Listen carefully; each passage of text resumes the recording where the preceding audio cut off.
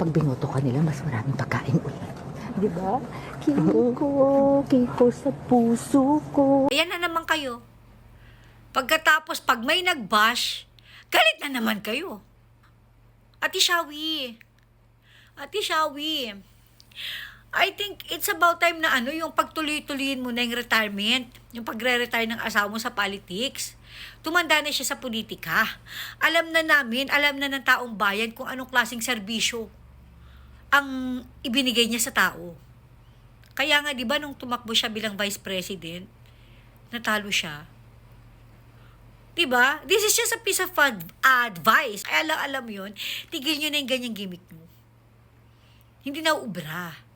Pwede pa rin naman kayong maglingkod or tumulong sa tao kahit na hindi kayo o hindi maupo ang asawa mo sa Senado. Although katulad nung sinabi ko kay Tito Soto, wala naman kayong obligasyon.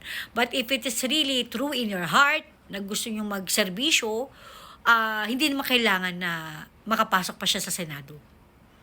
Diba? Tsaka yung sabi nyo, dadami na naman ng pagkain kapag nakabalik sa Senado yung asawa mo. So, katulad ni BBM, pangarap nyo rin na wala nang magutom na Pilipino.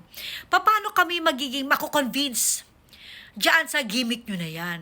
Di ba nga, ito ilang beses ko na itong sinabi, nung time ng pandemya, nakaupo bilang senador yung asawa mong matching. Di ba nagkaroon ng bayanihan?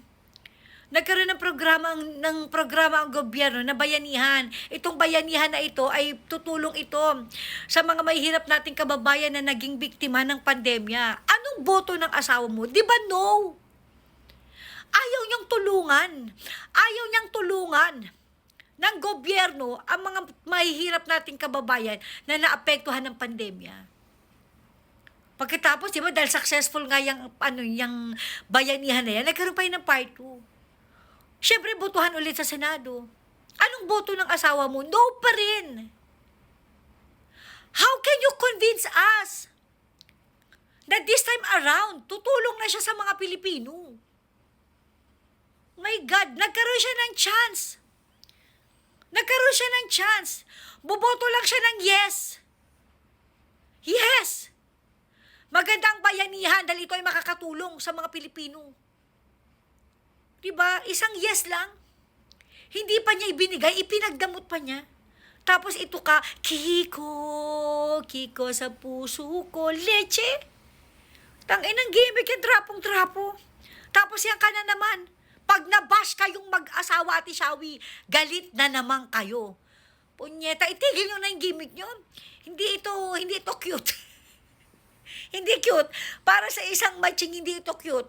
Mas maganda siguro kung magmukbang na lang siya. Magmukbang kayong dalawa. Ay, gulay.